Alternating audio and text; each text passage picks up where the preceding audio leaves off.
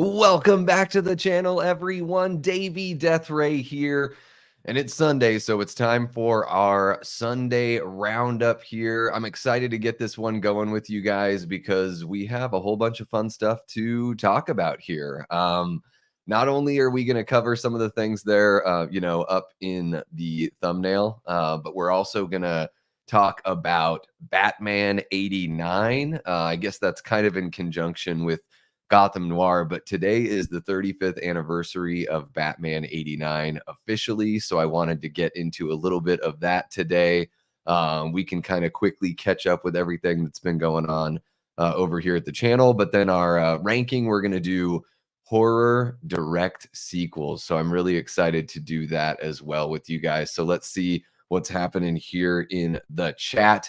We've got Medley Man says happy 700 subs. Yeah, almost said 500. Wow, that would be wild. Yeah, finally hit that 700 sub mark. But I wouldn't be surprised if every now and then you hit a mark and then it goes down by one or two, and then you have to. Usually, I wait until I'm a good handful above a mark before I really start dancing about it. Because you never know. People come and people go. Or maybe somebody subs and it's really just a bot. So who the heck knows? But really appreciate that, Medley Man. Woke up to that this morning. That was great to see.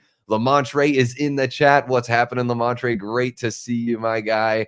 We've got Sebastian here. What's happening, Sebastian? Great to see you in the chat. We also have Necro Mechanimal. What's happening with the good old, knife stabby emoticon there? All right. We've got Blue Wolf 87. What's happening, Gary? Great to see you. Yeah, Medley Man says, imagine being 1 minute late. Couldn't be me. Yeah, we are a little late here coming on. Usually, I like just seeing the room sort of fill up with folks, but I was actually, just taking care of some a couple last minute things here before jumping into the stream. What's up, Ryan? Great to see you again, my guy.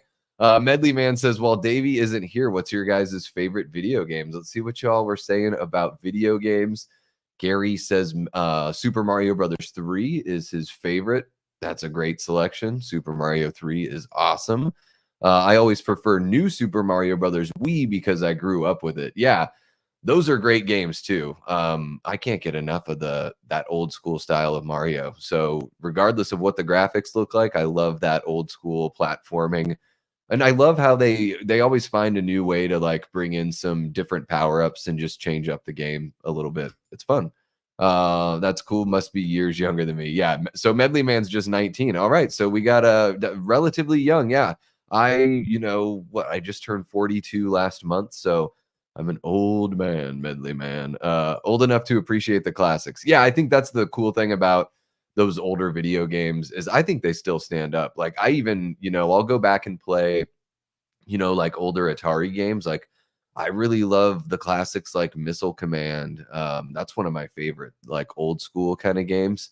Galaga is another really fun one as well. I think there's something about the simplicity, the hand-eye coordination in those old games. Not every single one stands up, obviously, but I think there's a good dozen or so of those games that I could play any day of the week. Battle Zone, that's a really fun one.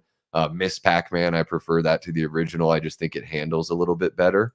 Necro Mechanimal says, these days I mainly play Wreckfest. It's a destruction derby racing game that's casual fun, and I can watch stuff like this on my second TV. That's awesome. Yeah, when I'm not big timing you guys, I like that you brought that back. Last night on Movie Punks, I mentioned that like we don't show up late just to big time you. So hey, Necro Mechanimal is paying attention. Yeah, Gary, I feel the same way. I feel like an old man. I think Davey is cheating on us. Never, Medley Man, never. Yeah, this is great. You guys just kind of catching up with each other while I was late to the chat. So Medley Man says, does anyone here like the Alpha Dream Mario and Luigi games? I don't know if I've heard of those. I've played like the RPG kind of action RPG, like the Superstar Mario and Luigi games. And I know they have like a new one coming out in that series, the Brothership or whatever. We've got Aaron Click in the house. What's happening, Aaron? Great to see you. Tyler is in the house as well. Oddworld, Abe's Odyssey, talking about old school video games still. With those Oddworld games, was that original PlayStation when that came out? I think so. Gary prefers Grand Theft Auto. Yeah, right around Vice City. I guess like Grand Theft Auto 3 is really when they had like the third person. But I think Vice City is a little more fun than Grand Theft Auto 3. Yeah, really cool stuff. Cheesy Corn Pop is in the chat. What's happening, Cheesy Corn Pop? Great to see you. We got Big Rod coming in. What's happening, Big Rod? Great to see you here. Gene Whitacombe. Oh, yeah. We've got Blake from All the Good Names Are Taken. He says, hi, Dave. Big fan. I was actually going to talk about All the Good Names Are Taken podcast. I was thinking about that. I didn't prepare a graphic or anything. But guys, if you don't subscribe over there at All the Good Names Are Taken podcast, you got to go check it out. I missed your guys' live yesterday, Blake. I think I was just live at the same time, so I happened to miss it. But later on that last night when I was putting together some stuff, I listened to it. I really like the Is Halloween Too Stupid? I really liked that stream. Because again, it was about like, hey, we love this movie, but let's talk about the things that really don't make any sense.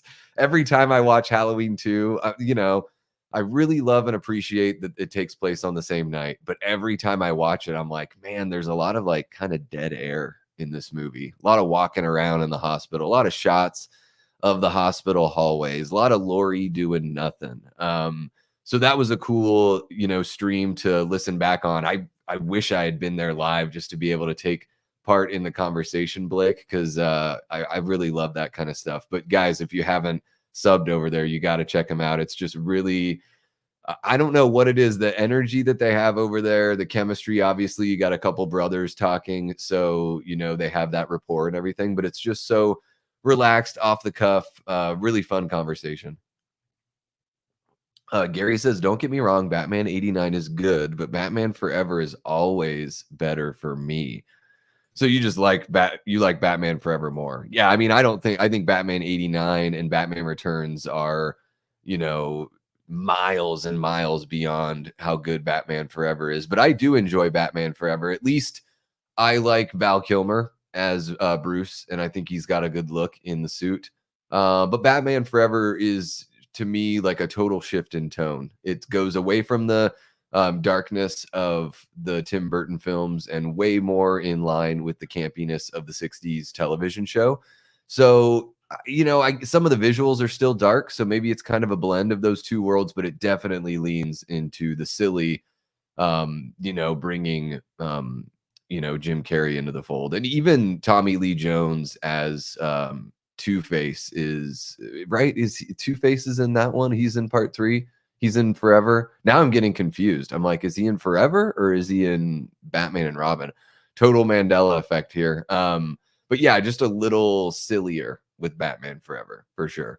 Yeah, Tyler, 700 sub club. We'll see. We'll see if after the stream I'm still at 700. Maybe I lose a couple of you guys. What's up, Sebastian? Great to see you, man. Aaron says I'm ancient, 52 years old. Not ancient at all. Not ancient at all. Medley Man says I'm going to bring you back down to 699 subs if you don't reconsider your Child's Play remake opinion. Yeah, maybe I'll have to do a rewatch of it. We'll see. I'm really not into that one though. Didn't like it the way that I thought I would. You guys are saying what's up to each other. Mario 3 and Sonic 3 are fire. Sonic 3 is really, really fun. Really love the Sonic and Knuckles, like that combination, being able to throw Knuckles into there. Yeah, really great. What's happening, Cody? Great to see you, my guy. And it looks like we've kind of caught up with everyone in the chat, I think. Let me just make sure. We got some Vice City talk here. Yeah, there you go. Yep, Alpha Dream, Mario and Luigi is brothership. Okay, gotcha. And Texas Chainsaw Massacre game on in the background. I've yet to play that game. I heard it's really fun for a limited time. Like you can have a lot of fun playing the TCM game, but it kind of, gets old after a little bit. Yeah, and you guys are talking about Oddworld still. We got Gavin is in the house. What's happening, Gavin? Great to see you, my guy. We've got Nicholas McMath. What's happening, Nicholas?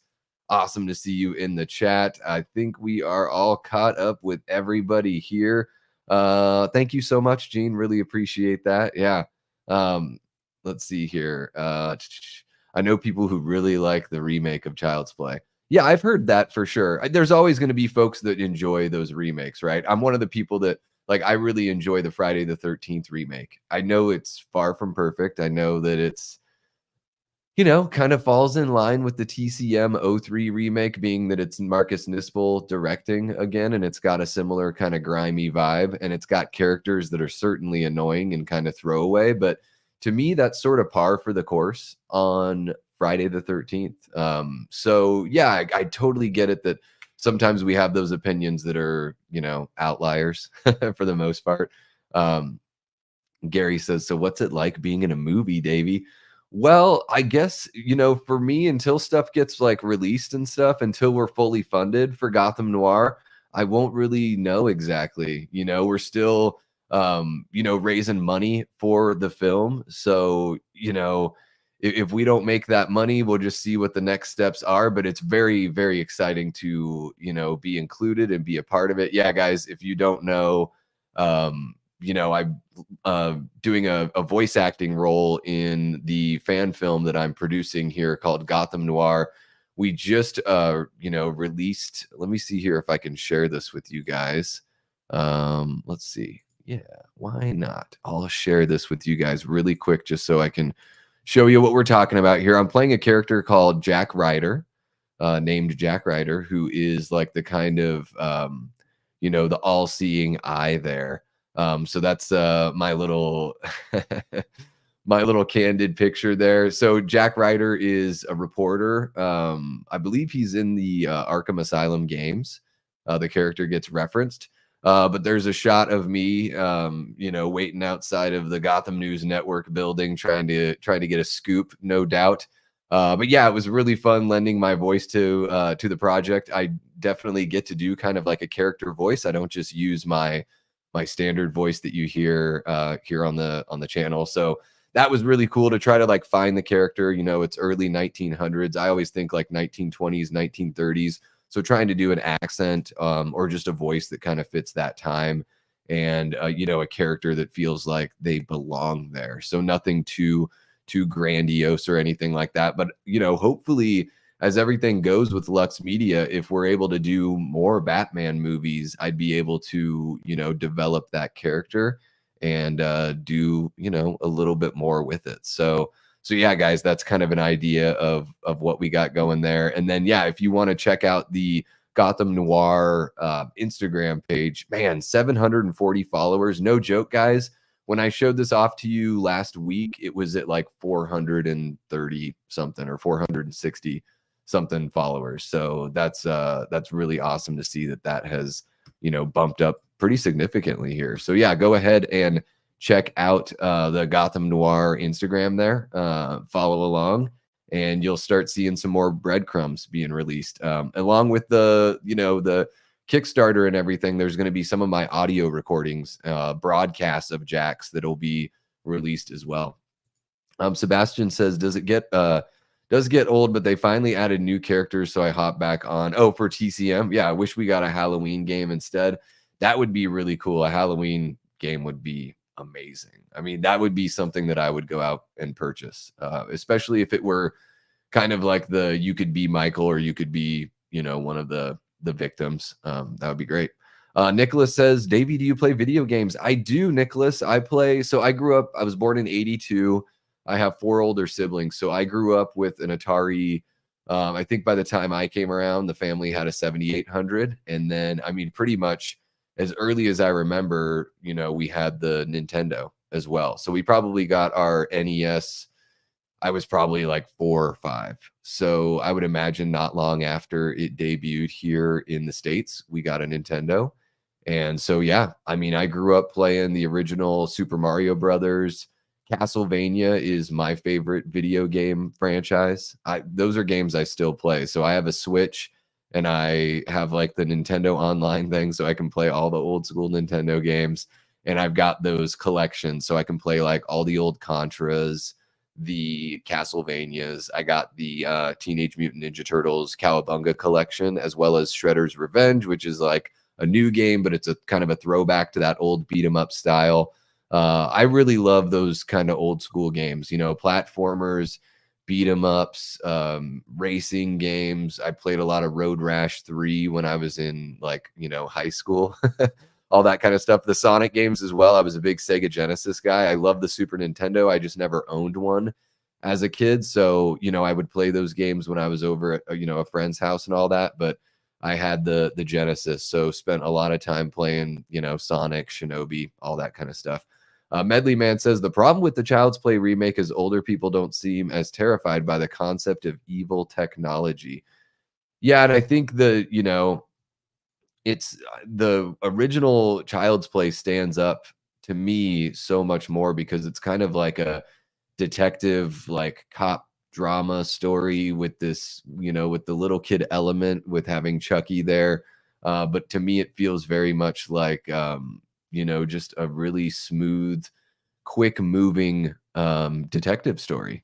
And I do think that Medley Man, you know, we were kind of going back and forth in our comments about the Child's Play remake. And, you know, I think you had said something to the effect of, you know, you can't really judge the movie as being a remake, or you can't just compare it to the original.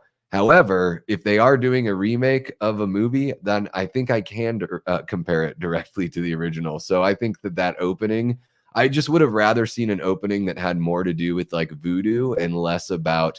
I think you can still go the technology route as far as having like a smart toy, like a smart doll, but to have the evil literally be like The Simpsons did it, where it's just like a switch that you just program that the doll can be a bad doll, I just think that's pretty weak.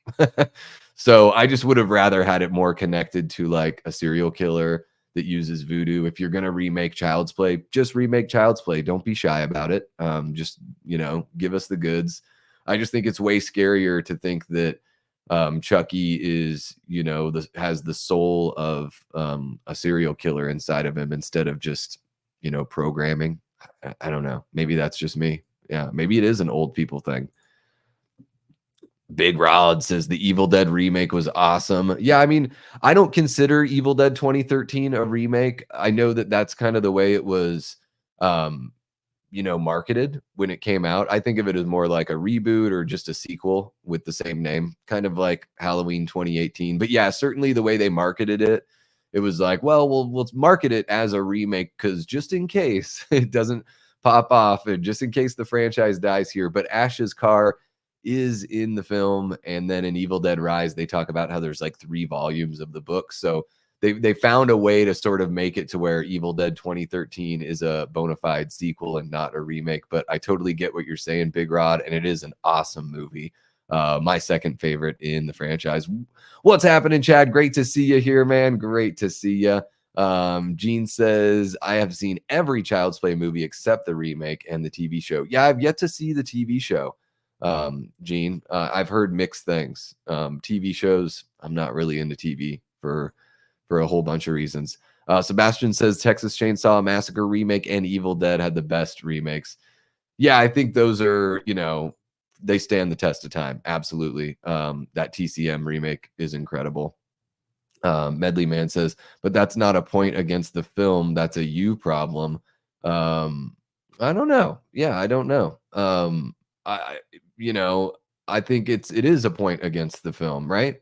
If it's trying to remake something and then they try to find their own way of explaining it and they don't do a good job. It's just my opinion that they don't do a good job explaining where it comes from. So I don't know if it's necessarily like a problem for me, but it's definitely my opinion for sure. Yeah. I really like Batman Returns. I like it more than Batman 89. Hot take coming in from Nicholas McMath. Yeah, I think Batman Returns is great. Really, really good fun. To me, it just runs a little bit long. It starts to kind of lose me a little bit with the length. It might be as long as Batman 89, but for whatever reason, Batman 89 keeps my attention a little bit better. But yeah, I think Batman Returns is super solid. Really, really good. And a great Christmas movie that's like low-key Christmas movie like Die Hard or Lethal Weapon, right? Sebastian remembers Jack Ryder in Arkham City. That's awesome. I can't wait for you guys to hear that voice and the amazing effects and everything that the folks over at CLP Studios did with that. The Voz brothers that work on the Lux Media audio, they do great work. Tyler says he just had a meeting with all the department heads on a film that's shooting in August. So stoked for it. Everyone is bringing their A game. That's awesome to hear, Tyler. Great to hear, man. That's so cool. Aaron says it's a buildup. You see Michael getting closer and closer to Laurie and taking out those in the way. Not much less plot than other Halloween films. Oh, you guys talking about Halloween too? Yeah, we'll talk about that because we'll get into our horror direct sequel. That all that talk here when we do our tier ranking. So yeah, looking forward to it. Medley Man says, dude, you could genuinely have not picked a better, more fitting to your voice and personality Batman character for you to portray. That's awesome to hear. I do have a little bit of a voice that I put on. So it's not quite, I wanted to make sure that Jack Ryder stood out and fit that world. So maybe I can lend my voice in other ways, in ADR where I can actually use my voice. I don't want to use the Jack Ryder voice here for you guys because I want it to be a genuine, to take your word there, I want it to be a genuine surprise when you guys hear the voice that you're like, oh my gosh, that's Davey. Because voice acting is something I'm really interested in, that I'd really like to get more involved in. And I want to see what your true reaction is without spoiling that voice or anything like that. But Tyler has heard the voice, so he knows what I'm talking about. Yeah, man. Yeah, Gary, anything you can do, really, guys, on the Gotham Noir, page. So let me hop on over and show you guys really quick here. So can you guys see can you see the page there? Okay, cool. Let me pop Gary's little comment off there. Yeah, so you're talking about finances and everything, which I totally understand. You first and foremost need to make sure that you're taking care of yourself and finances are all in order. Absolutely. One of the cool things about this project is you can even donate. Look, see, like right here, if you want to just donate $1.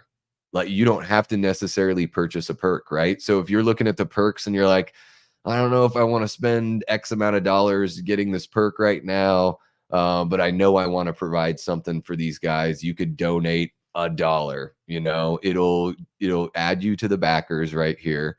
It'll get us closer to our goal. So this is in American dollars here, so 9,255. So out of our goal, we're just about 14% of our goal, guys. So and we have a whole bunch of rewards. I won't go through everything because we just did that last week. But for what? For $14 here, you can get your name in the credits, Gary. So that's pretty cool. And then it goes on. You get the digital download package, autographed posters. There's a whole bunch of fun stuff with the Blu-rays, pictures of Chris Stanley autographed. You can do those producer packages, which are really cool. Some of them start including, let's go down here because there's a screen used prop for co-producer, which is really cool. And then, you can even get, I think a cowl is going to be part of, let's see here, screen used prop. Let's see. The Batman cowl if you purchase an executive producer perk. So there's a whole bunch of stuff. Regardless of where things are at with finances, you could still, throw that $1 donation if you just want to have your name added to the backers list, or you can wait till you got that $14 and at least get your name in the credits. I think that would be really cool to see that kind of thing. So yeah, guys, that page is live. The Kickstarter for Gotham Noir is live. There's a link in the description below, so you can go ahead and check that out whenever you'd like. That would be great. Really appreciate you bringing that up. And of course, we want to make sure that everyone's living within their means. So, don't needlessly stretch yourself just to support the film. Wait for that right time. The Kickstarter will be running through I think the third week of July. So we still have a few weeks left to raise that money. So yeah, next time you get that paycheck, hop on in and see if there's something there for you. Tyler says, heck yeah, Davey, so stoked for you to have a role. Man, I'd love to fly out for the shoot. Me too, Tyler. If I could fly out for the shoot, then I could There was another character that they wanted me to play. I'm not going to spoil anything because I don't want to, let anybody know who is in the film and who isn't. But it would have been really awesome to play that character. But I live in Arizona, not in Australia. But if everything goes well, I think I'd plan on making it out there for the premiere. That would be wild. I've wanted to go to Australia for more than half of my life. I'm a big shark guy, so I'd really like to go there and do like the cage diving with some great whites. Even though I know you can do that off the coast of Southern California here in the States, I've heard it's really good. In between the Southern California and Mexican waters, there's a really good spot there. So, but yeah, it would be awesome to go to Australia for that premiere and get to hang out with everyone. Yeah, yeah, Tyler Adams is the VFX supervisor. Oh yeah. Yeah, and my brother Matt is working on the film as well, doing some 3D matte painting. So really cool that he got involved as well. This will be the second film that we've technically shared credits on because I, supported Never Hike Alone 2. I wasn't involved with the film other than backing it through the Indiegogo campaign, but my brother did some 3D matte painting there. So this is our first official film working together where we both have roles on the actual production, which is, really, really cool. Yeah, man, you got to get the Teenage Mutant Ninja Turtles. The Cowabunga collection is so much fun. Shredder's Revenge is a heck of a time. You just want to play through Shredder's Revenge a whole bunch so you can unlock everything. Uh, it would be cool if there was an open world Halloween game. Yeah, absolutely. It would be, I mean, it would be amazing. And I think that's something that Halloween would actually do. I think that's something Malik would be into because he listens to the fans.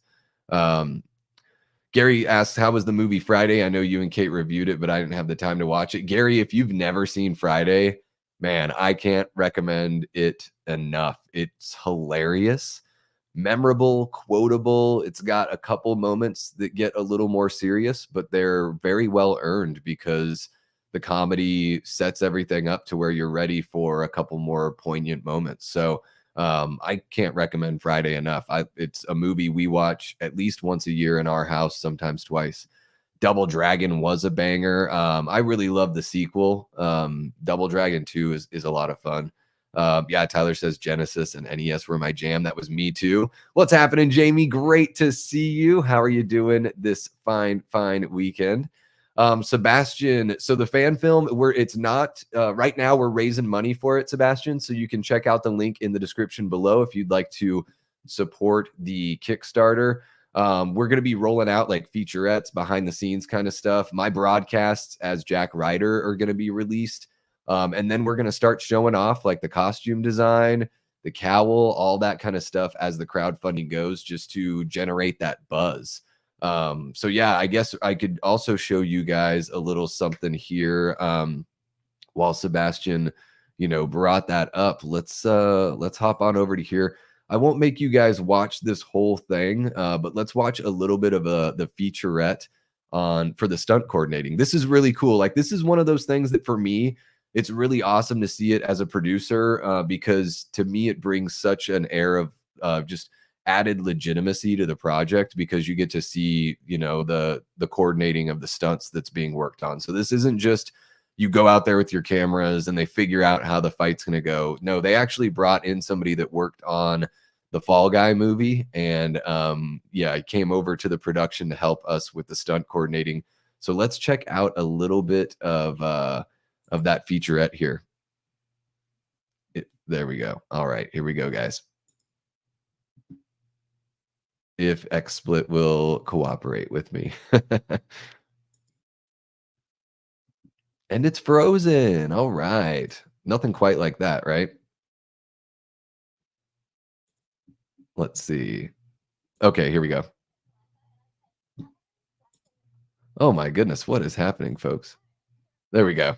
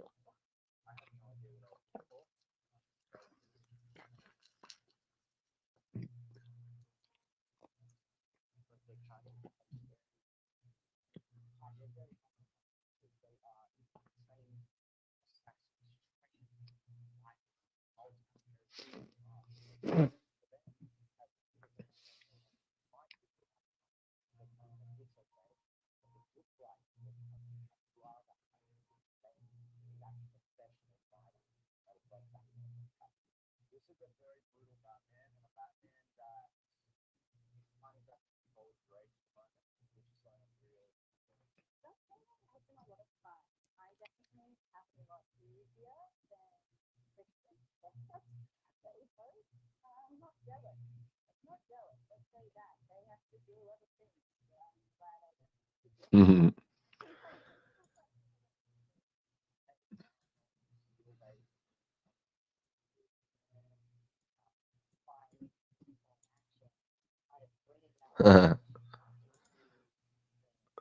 It's wigging out a little bit. There we go.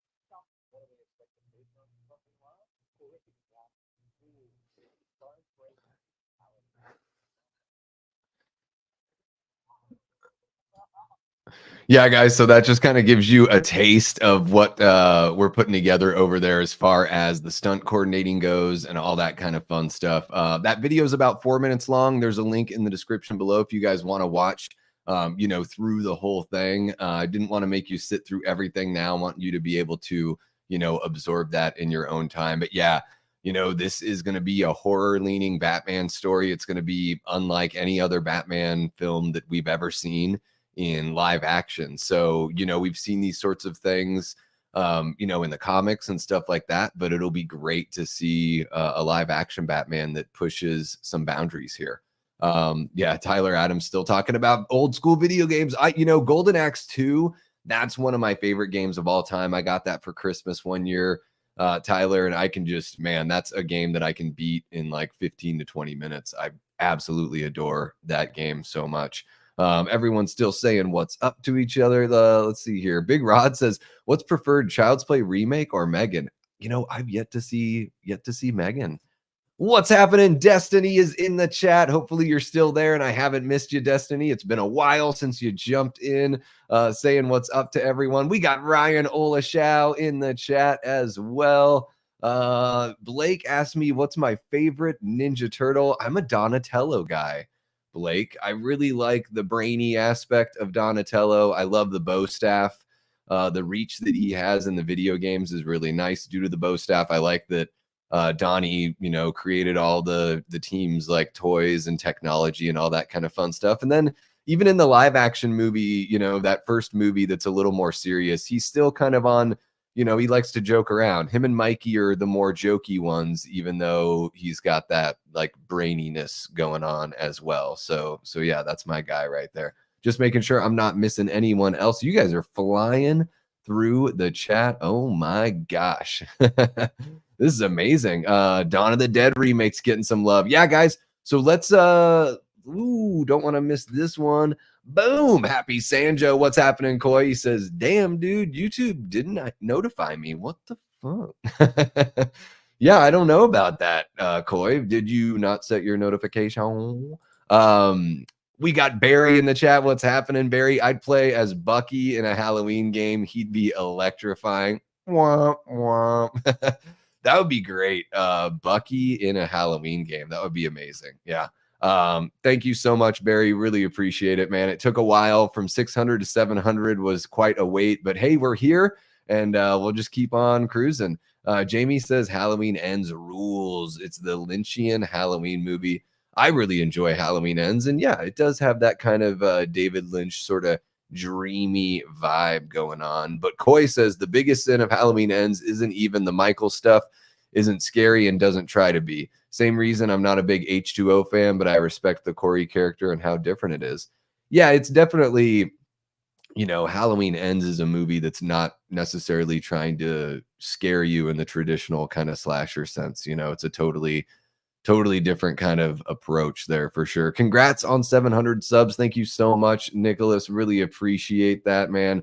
Really appreciate it. Yeah, guys, let's go ahead and let's see here. Let's go ahead and I'm just going to fast forward because you guys are really cruising through the chat. No sound? Do I not have sound? Let's see here. I thought that is a blooper moment. I thought am I muted here? Because as far as I can tell here, the mic is not muted, but guys, let me know. Yeah, so let's go ahead and cruise on over. Get rid of that. I'm guessing you guys can hear me. Oh, the video didn't have sound. Oh, you know what? I think that might have been because I was muting my mic because I didn't want my microphone to come through. That's I am an amateur, Barry. You're absolutely right. Let's go ahead and put that up there. Davey, you amateur. Yeah, you guys, well, that's more incentive to go check out the video. Link in the description below. I thought I was muting my mic. I didn't know I was muting the video. That's such a shame. I apologize, guys. That's the fun thing about doing YouTube is as soon as you think that you have got a groove going and things are going well, you do some boneheaded thing like that, and it's amazing that people are still in the chat hanging out after something like that. Medley Man says replay the video with sound. So you could hear me laughing even though I had muted everything. That's bizarre to me. Let's see here. Did you see the beautiful release Umbrella is putting out for Intruder? Yeah, I have not seen that. I'll have to check that out. The Umbrella, they do some really, really cool stuff. What's happening, Jordan? Great to see you. Yeah, I am a total. Yeah. What's going on? Yeah, I don't know. Let's hop on over since Medley Man was like, go ahead and play it again. Let's jump back on over here and I will not mute myself this time. How about that?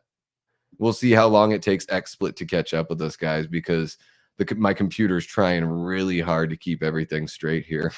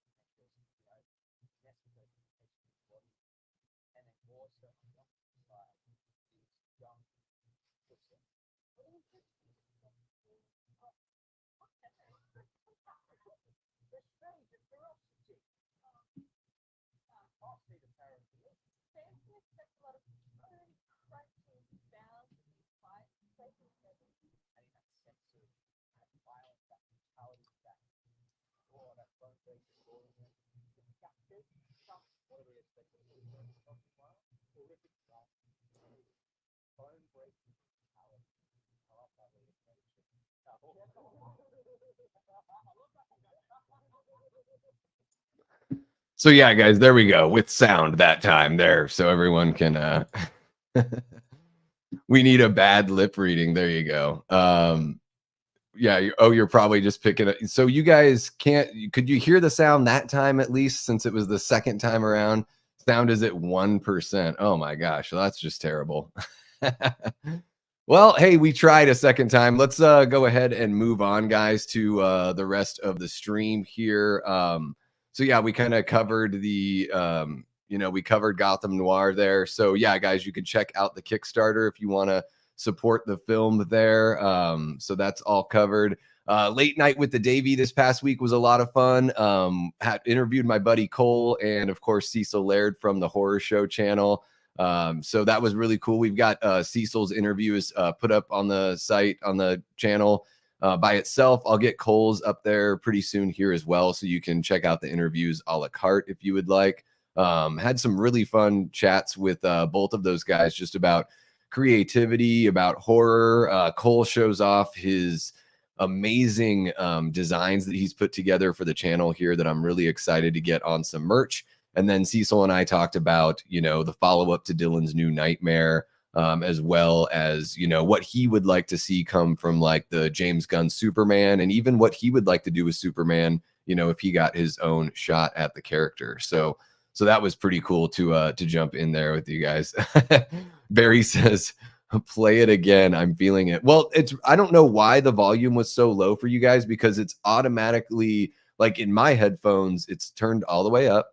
So as far as I could tell, it was, as loud as it's going to get. So I don't know, something must be going on with XSplit, and it's something that I'll just have to figure out, or maybe just never show a video on a live stream ever again, which is probably the route I'll go, because when you do these streams, you want things to go smoothly and you don't want it to be an absolute train wreck, which I know maybe I'm harsh on myself, guys. I just feel like a lot of times when I go live, I'm like, oh my God, dude, what the heck are you doing?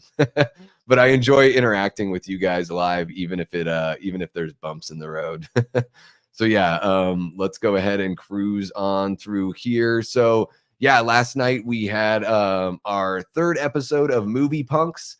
Foz and I talked about Repo Man, which was really, really cool. Repo Man celebrating its 40th anniversary this year. It came out in March of 1984. It's got an amazing punk rock soundtrack, and really the story is very, punk rock and kind of a trippy little tale. If you've never watched Repo Man, I would say go into it as fresh as possible. I won't say anything here that would be, spoilery at all for the film, but out there, trippy, really fun, just about an hour and a half, a very, very easy watch, especially if you're a fan of punk rock, or a fan of Emilio Estevez, or a fan of Harry Dean Stanton, then you're gonna love you're gonna love Repo Man, and hopefully you'll love Movie Punks as well.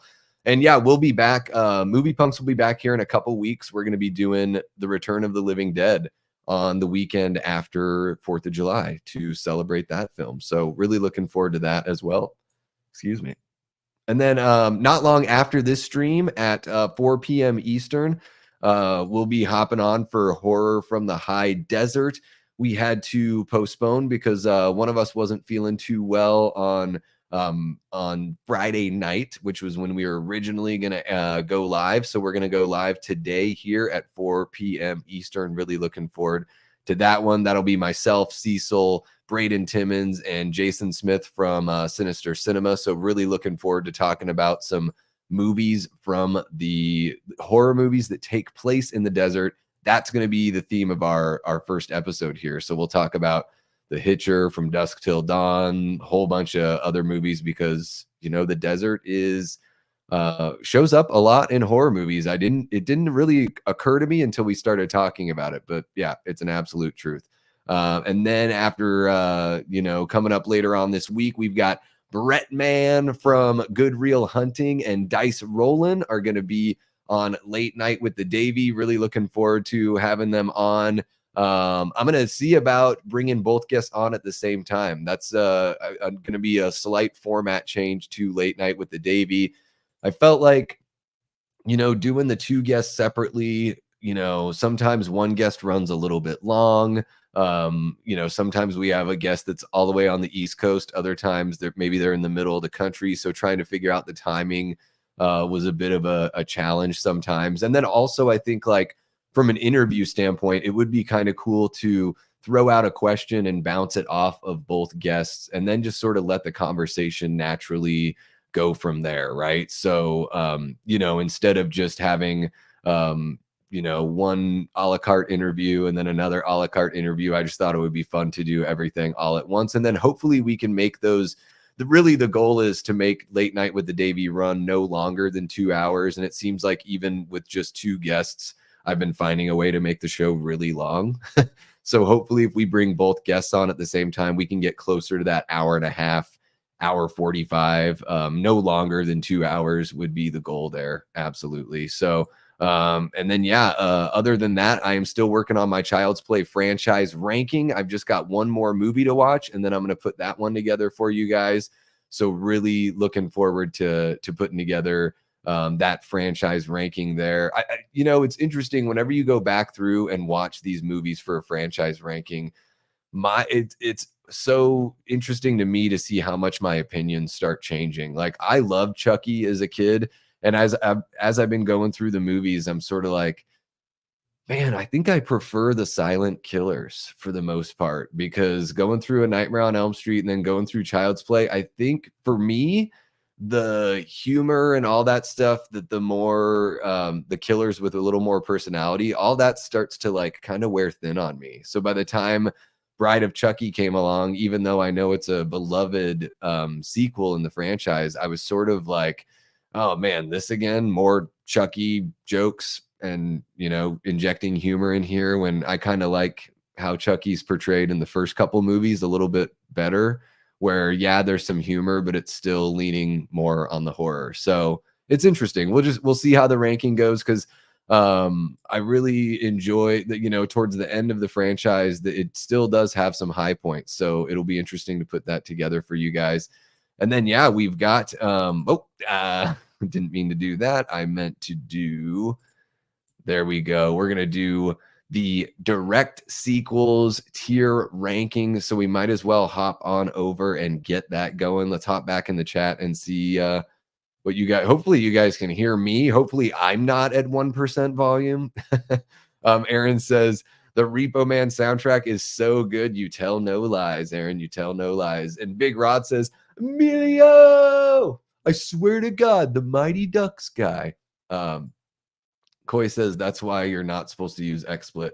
Well, but with StreamYard, if I tried to do everything I was doing with StreamYard, that's a good point though, Coy, because I could just play YouTube through StreamYard. Everything else, like all the little, you know, the graphics that I've got up here, way easier to use through XSplit. But yeah, like you said, we learn. It's like the Alanis Morissette song, "You Live, You Learn," right? You have You bomb on your live stream, you learn. All killer, no filler for Davey. Yeah, I'm kind of like that, huh? Gavin says Child's Play 3 is the best one. I'm tired of people hating on it. Yeah, I think it's stands a bit taller for me on this rewatch, on this most recent rewatch for sure. Yeah. Jamie says, personally, I think late night talk shows should be 3 hours, but I'm just being greedy for good content to consume. I have a hard time finding things to watch in the evening. Yeah, I think a couple of the episodes have gone on for like 2 hours, 45 minutes. Yeah, there's a couple reasons why I want to keep it at like 2 hours. What's really nice is StreamYard will use their own built-in AI technology to like pull out some, ideas for YouTube shorts, which is really handy. That way I don't have to go through the whole episode and pick out my own. And also I just, for digestibility's sake, want to keep them, at a reasonable time length. Also, like, for it being a work night, I think you keep an audience for longer and then it doesn't eat as much into everyone's night for sure. But yeah, I mean, if this were my job, Jamie, I would totally be into doing however long the shows, would want to be. Coy says he's the same way. He wants the long show. Aaron says, I feel Chucky was somewhat an answer to what Freddy became. Yep, I think so. And when you have somebody like Brad Dourif, you might as well, milk that as much as you can. I keep on trying to click on chats and then you guys will chat. And so I didn't mean to click on this one, but Medley Man says Child's Play is not the best one. Let's our horses here, huh? I'm not sure, Medley Man. Gavin says you're the Tarantino of late night. I'll sit through 2+ hours of fun. That's awesome to hear. Thank you so much, Gavin. Appreciate you. Matt Fatchy says, Davey, you stud. What's up, brother? Nothing much, Matt. Thank you for jumping into the chat. We're just talking. Gosh, we talked about Gotham Noir. We talked about the Sega Genesis and NES retro video games. We talked a little Batman 89, which I'm showing right there behind the chat, behind my name. Probably put that on sometime here today. Yeah, absolutely. Everyone's saying what's up to chat. To Matt. So sweet. You guys in the chat are amazing. Yeah, let's jump on over to the tier ranking. Oh, Medley Man says Child's Play 3 is not the best. Yeah, I mean, I'm not going to say which one I think is the best because I want you guys to tune into the ranking, but I enjoyed Child's Play 3 quite a bit on this last watch through. So yeah, let's jump on over to the franchise or the tier ranking for the horror direct sequels. So let me bring that screen on up here. There we go. Now, guys, remember, I've not seen every single horror sequel. So if there's one you want me to add in here, tough. No, I'm just, I don't have a graphic for it. So we'll just have to talk about it in the chat. Cause yeah, I haven't seen Psycho 2, which I know people absolutely adore. I really want to see it. I don't have a reason for not having watched it. I've heard nothing but good things. But yeah, our tiers that we've got here are Stands with the OG. Solid follow-up. It's fine. Nice try, but no. And then why did they do this? So those are our ranking or our tiers here that we can put these films in. And I tried to keep it kind of chronologically lined up here, although I'm sure it's not absolutely perfect. But yeah, these are horror sequels that I've seen. So yeah, guys, let's go ahead and get this thing going. Oh yeah. Big Rod says Psycho 2 is my favorite in the franchise. I know. I need to see it. Medley Man hasn't seen it. I think there are a whole bunch of folks that haven't seen it. I love Gavin says my horses are running free. That's amazing. Gavin also says Rec 2 needs more love in these sequel rankings. I've not seen Rec 2. I don't think the original one's very good. So maybe that's why I didn't see the sequel. And then Coy says right up top with that first one, Davey. Yeah, I think so as well. Coy, I think let's just go on over and put Bride of Frankenstein with Stands with the OG, arguably better than the original Frankenstein film. Both of them directed by James Whale. And both of them masterpieces. The music in Bride of Frankenstein is amazing. I mean, the special effects are incredible. Like the shrunken down people in the jars or in the bottles, just, you know, uh, it must have freaked people out back in the 30s to watch Bride of Frankenstein and see these kinds of special effects, because to me, they still hold up really strong today. So that one's kind of a no-brainer there, guys. What do you guys think about Bride of Frankenstein? Let me know. We got Jamie quoting Rolling Stones here. Love it. Aaron agrees. Aaron agrees. That's great. Sebastian says this is going to be tough. Well, hopefully not too tough. It's just for fun, Sebastian. So we'll have some fun here. Jamie says Bride of Frankenstein is amazing. Totally S tier material. Now, Jamie, did you see that one in the theater? I'm just joking. Medley Man has not seen any Frankenstein film. I recommend going back and checking out those Universal horror movies, Medley Man. They're really good. The old Dracula, Wolfman, the old Dr. Jekyll and Mr. Hyde. And there goes my computer doing its little midway through the stream blip. But hopefully we are back. There we go. For whatever reason, it's like an hour in. Half of the time, my computer wants to freak out. I wonder if that's an XSplit thing. That would kind of crack me up. Yeah, you guys are already chiming in on Jaws 2. Mud says I still need to see Bride. It's really good. It's really good, Gavin. And I think it incorporates, if I remember correctly, there are elements from the novel that didn't get put into the first film that do get brought over into Bride. So that's a really cool part of it as well.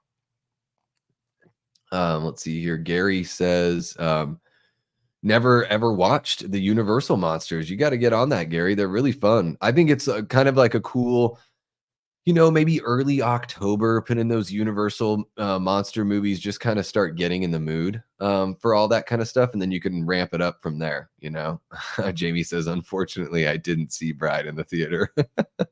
Oh, that's awesome. Yeah, finally one that Jamie hasn't seen in the theater. So yeah, I'm gonna go with Jaws 2. I'm gonna say solid follow-up.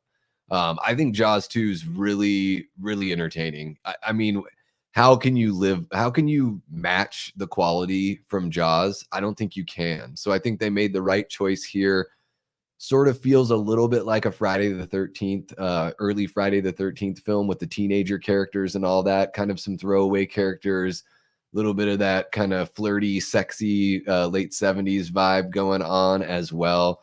I like some of the kills here. I think even though Roy Scheider, his heart wasn't in it, he didn't want to do this movie and, essentially tried to get himself fired, but he was contractually obligated to do the film. And I think his performance is solid. I don't think it feels like he doesn't want to be there, as far as I can tell. So, yeah, just when you thought it was safe to go back in the water. Exactly. Yeah. Great sequel there. Dawn of the Dead from 78. I mean, maybe even goes beyond stands with the OG. Maybe I should have put stands with the OG instead of solid follow-up, because I think Dawn of the Dead is better than Night of the Living Dead. So it certainly stands with it as well. But I think, Dawn of the Dead and favorite of the Romero zombie series. To me, it's not my absolute favorite in the series. That would be Day of the Dead from 1985. But Dawn of the Dead is amazing. I mean, they're neck and neck as far as like how I see them. Yeah, right there, Medley Man. Dawn of the Dead at the top of the list, obviously. Yep, there you go. Gary says, didn't see any of the Jaws movies either. Yeah, I mean, Gary, the original Jaws movie is, I think, it's my favorite film of all time. So I think it's one of the greatest films of all time. Easy. I'd highly recommend watching that. And hey, this is the right time of year because it just celebrated its 49th anniversary. And, the film takes place right around 4th of July weekend. So great time to watch it, as soon as summer is hit. Let's see here. You're going to hate me, but it's fine. For Dawn of the Dead or for Jaws 2?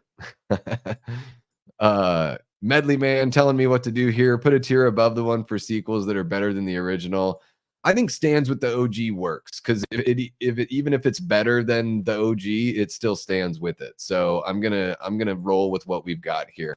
Jamie says, I saw all of the Jaws movies on the big screen, whether it was in the theater or the drive-in. I've still yet to go to a drive-in, guys. I've never been into a drive-in. I'm kind of bummed out about that. I need to rectify that.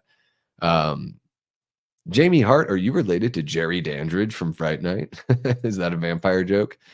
Night is slightly better, but Dawn fits in right there with it. All right, Aaron Click with the hot take. I like that hot take because I think Night of the Living Dead is really solid. I mean, I think the original Night is way better than the remake of Night for sure. And I absolutely love it. Like, to me, it kind of changed the way I looked at movies. Oh, Gavin says Dawn of the Dead is just fine with him.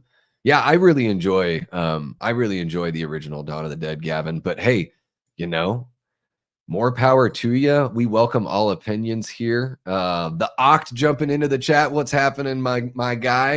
130 days until Halloween. I can taste it. Not too far away at all. That's great. You guys are hilarious here. Oh, wow. I have a drive-in down the road. I know, Tyler. There's a couple here in the Phoenix area. I've just never been to one. I don't know. I don't know why. Really don't know why. I guess I'm just that much of a homebody, right? So let's jump on over to Poltergeist 2, The Other Side. This is one that I see a lot of people saying is better than the original. I am going to say that this one stands with the OG. I think this one is right there, neck and neck with the original Poltergeist. Very creepy, a good extension of the story that was told in the original, a little bit more insight. Without going the prequel route, we get a little more insight to what really happened, that caused the original haunting in the first film, which I think is a really cool kind of touch to put into a sequel to expand on the lore. Aaron says, if you put yourself in the shoes of the protagonist in Night, it's the absolute scariest. Yeah, it's really claustrophobic. Yeah, for sure. I mean, I think Day of the Dead's pretty scary too, because again, they're clearly isolated underground. They're literally living next door to, a corral filled with the dead. And not only that, but like if you're a scientist in Day of the Dead, then you have to worry about the military guys, and everyone seems to be kind of going crazy there in Day of the Dead. So yeah, yeah, you guys are hilarious here.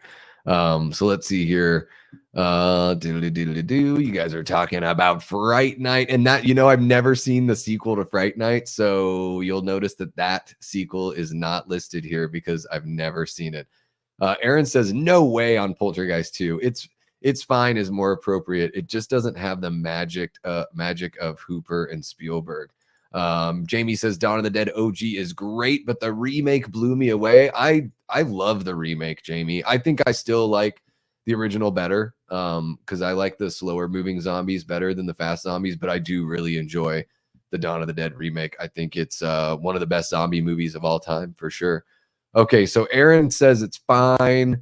I put it up with stands with the OG. Should I bring it down to solid follow-up? Should we go the Democratic choice? We'll put it in a solid follow-up to meet in between. It seems like Aaron and I are the only ones with feelings on Poltergeist 2.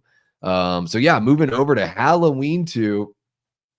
Ooh, where do we put this one? Man, if you asked me 10 or 15 years ago, I probably would have said stands with the OG or solid follow-up. But right now, I'm more inclined to put Halloween 2 as it's fine. That's kind of where I'm leaning on this one, guys. Just I do like how they changed the score up a little bit. The hospital setting is a good idea, although I wish they did a little bit more than just the hospital setting. I like Michael in Halloween 2, but I think they're, like I said, a lot of that dead air kind of time where just shots of the hallway in the hospital. I feel like Loomis is sidelined for a big portion of this movie. All the stuff, when they start explaining the brother-sister connection and all of that, seems like it comes in really late in the film. Yeah, I'm just sort of leaning towards it's fine on Halloween 2. Aaron says Halloween 2 is definitely a solid follow-up. Gavin says Halloween 2 sucks all the balls.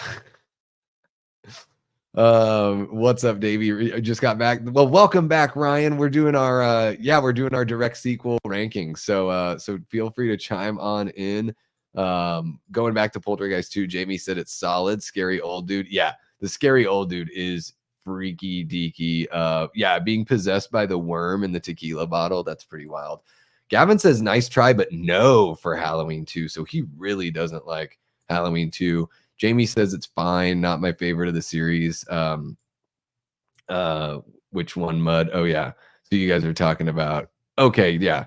We'll get there. We'll get to the Rob Zombie one as well.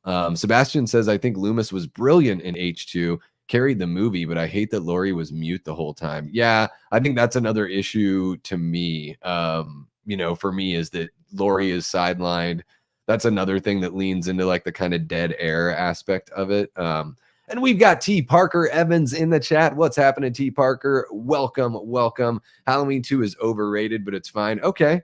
I think we can go ahead and drop Halloween 2 in. It's fine. Yeah, it's fine. We can live with it, right? Again, if you asked me 15 years ago, I would have felt totally different about it. But I think Halloween 2018 kind of, knocked Halloween 2 down for me. For sure. Friday the 13th part 2, for me, this stands with the OG. Stands with or surpasses the OG, I would say. Because I think the first Friday the 13th film is really fun, but I think the sequels, a few of the sequels after it, are far better. I don't think I'll get much pushback here. Maybe there will be some folks that don't think that Friday the 13th Part 2 stands with the OG. I think it does. I love the score. I love Ginny as a final girl. I like Sackhead Jason. To me, that whole final act is really suspenseful. I dig what they do there in the final act. It's unique in that not many people, like half of the cast is basically spared because they go to the bar and hang out. So they don't even have to be part of the whole thing. So that's an interesting kind of take too on the slasher sequel, is that you think it's going to be this ridiculous body count, but half the people just bail. All right, let's see what you guys are saying. So everyone's got some thoughts here on Friday the 13th Part 2. Jamie says Friday the 13th Part 2 is my favorite of the series. T. Parker says it stands with the OG, but let's be honest, it's better. Yeah, I think so. Absolutely. Damn right it does. 2 and 3 are my favorites. Atta kid, Jordan. Yeah. Aaron says F2 is either solid follow-up or it's fine. My last viewing, I felt it was kind of boring and by the book. Yeah, compared to if you think of slasher movies as a whole, but if you put yourself in that time of like 1981 and we're talking a slasher sequel from 81, I think I don't think it feels so boring or by the book, but I think definitely with everything we know about slashers now, it is paint by numbers in retrospect, for sure. Part 2 was the last Friday with that OG feel to it, and Jenny's the best final girl in the franchise. Can't argue with you there. Sackhead Jason is awesome sauce. Yes. It's better than the OG, but 3 is where it all really starts for me. All right. Gavin's a fan of Part 3. Yeah, I enjoy Part 3 as well. Friday the 13th, Part 6, Jason Lives, is definitely great. Well, we're talking direct sequels here. Yeah, I mean, Part 6 is my favorite in the franchise, Gary. You're not going to get any pushback from me on there. Ginny is barely in the movie. Yeah, I think, Gavin, for the most part, people, it's that final act and then probably that scene in the bar where she's like putting together the psychology of Jason that people really like about Ginny and what makes her stand out. I mean, to talk a little bit, to go into Part 3, I really enjoy a lot about Part 3, but the performance of Chris, maybe not necessarily her character, but I think the performance for Chris, I can't think of the actress's name right now. I don't think it's very solid. I think Amy Steele as Ginny, even though she's not in the film as much as Chris may be in Part 3, I think the performance is much more solid there. So maybe that's why people, or a lot of people, would put Ginny above Chris.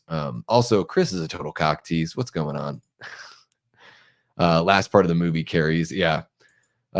Jamie says Ginny is definitely my favorite final girl. I got to tell her that last October and it meant the world to me. and I got a hug. Yeah, I might be able to. I'm going to be working at the horror show booth here next weekend at Days of the Dead, and Amy Steele will be there. So I'm hoping to get to meet her. It would be awesome. Medley Man says put Texas Chainsaw 2 in the top. Well, we'll see.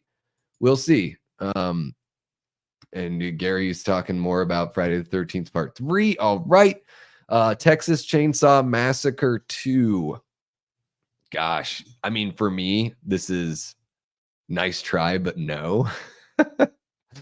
So this is where I would put this movie. Because I like my Texas Chainsaw Massacre to be serious. I like that Toby Hooper didn't rehash the original. I think that's solid of him to do that. I enjoy that approach, but it doesn't really work for me. I would imagine a lot of you guys are going to say solid follow-up or stands with the OG, because I know this movie gets a lot of love. So I'm willing to bump it up to It's Fine or solid follow-up. But yeah, for me it's a nice try, but no. Yeah, maybe I'm way off on that one. What's happening, Blu-ray Addict? Welcome to the stream, my guy. Great to see you. Great to see you. Let's see here. I am going to do that, and I'm going to do that, so that way everything over here looks a little cleaner. Let's see what you guys are saying. Jamie says TCM2 is a parody. It's funny and has some good kills, but I didn't like it as much as the OG. TCM3 is better than 2. Yeah, more of a threequel guy. All right, Gavin, good to know. TCM2 is only good for one watch, and then it doesn't age well. I've only seen it once, Gavin, and it didn't inspire me to go back. For me, TCM2 is a solid follow-up. All right, good to know, Blu-ray. We could bump it up. Sebastian says, I think TCM2 is really good, but it felt like a basic slasher. Yeah. Gary says, I've only seen it once and it was totally fun. Dennis Hopper stole the show. Everyone's saying what's up to Blu-ray. Aaron Click says it's fine. I guess been a long time since I've seen it. Yeah. Should I put it? Just let me know, guys. Should I leave it where it's at for nice try, but no, which is where my heart puts it? Or should I bump it up to It's Fine? I don't think it's going to be bumped up any further than It's Fine, but let me know, chat. I want to know. I want to know. All right. So I guess it's the original had that creepy, realistic documentary feel to it. Yeah. Jamie says I give it a nice try, but no. Ooh, yeah. Okay. All right. I'm keeping it here. All right. So it's a nice try, but no. Controversial, but yeah, there we go. Next up is A Nightmare on Elm Street 2. And I'm going to put this, I think it's a solid follow-up. On my latest rewatch, when I did my ranking for the series, it kind of dropped a little bit from where I'd had it before, just in my head ranking. I remember, I love certain aspects of this movie a lot. I think the portrayal of Freddy is really good in A Nightmare on Elm Street 2. For me, Jesse, just every scene is him being like, I don't know what's happening to me. And it just sort of, I just kind of got bored of that and was like, this doesn't seem like enough to really make a whole movie about. So I'll put it in solid follow-up. It's fine. I could see it as being It's Fine. But I think if you just think about those first two movies, don't think about Dream Warriors or anything that came after it. If you're just thinking about it in terms of the first two movies, I do think it's a solid follow-up because it keeps Freddy more on the serious side. At least his character more on the serious side and scary.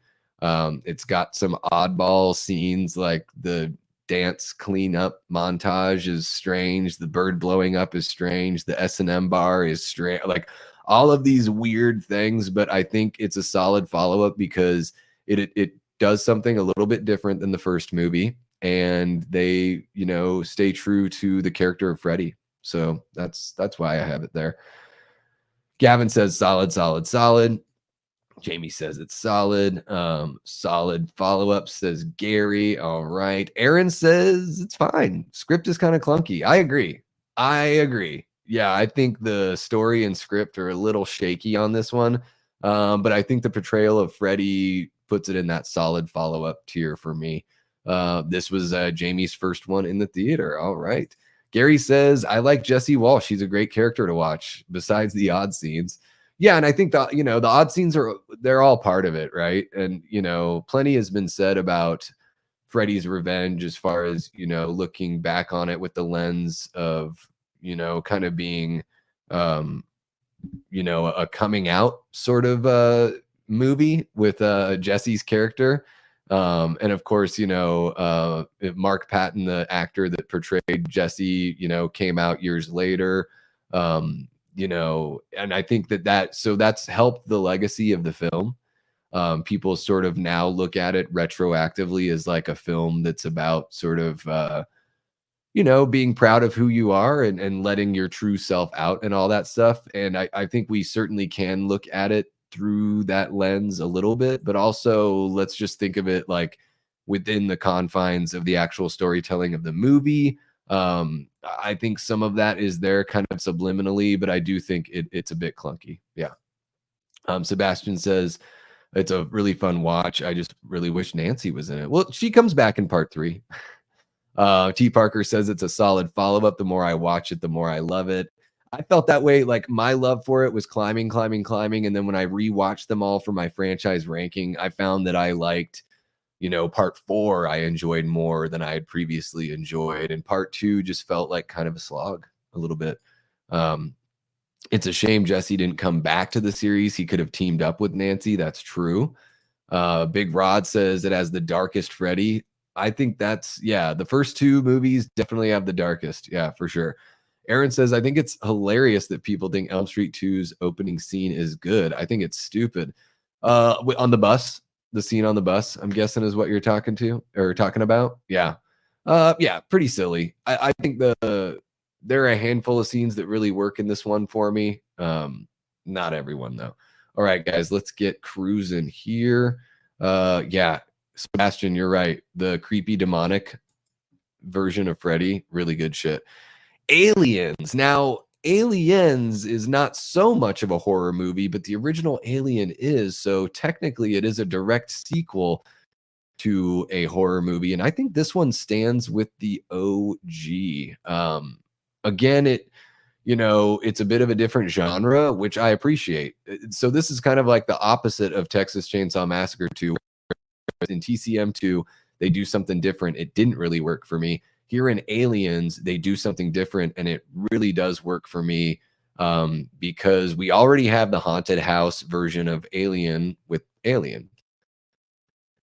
And then to kind of jack up, make it a little more high octane, definitely more 80s, certainly more James Cameron. I mean, now looking back with the lens that we have now, this is about as James Cameron as it gets, right? Taking a property and just doing like kind of like a reboot of it essentially, which I think Terminator 2 is kind of like just a reboot of that series essentially.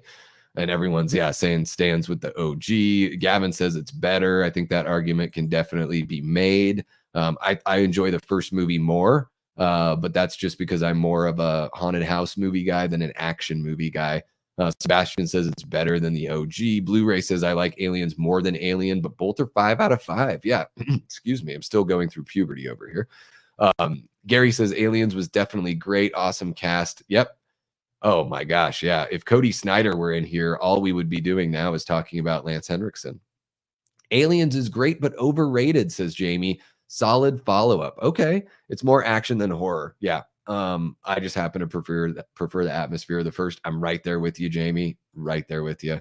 Aaron says stands with, although Alien is better. Yeah. Yeah, I think it stands with it because I think it's a really fun time. And yeah, I don't think the first film is boring, although I can see why you would say that because haunted house films definitely are traditionally more slow burn. So that's, to me, the first movie is just haunted house, but on a spaceship. All right, Evil Dead 2. Some would say this is the best in the franchise. I know a lot of people say Evil Dead 2 is the best in the franchise. It's not my favorite in the franchise, but I really, really enjoyed it. I mean, I still do. Evil Dead is one of my favorite franchises of all time.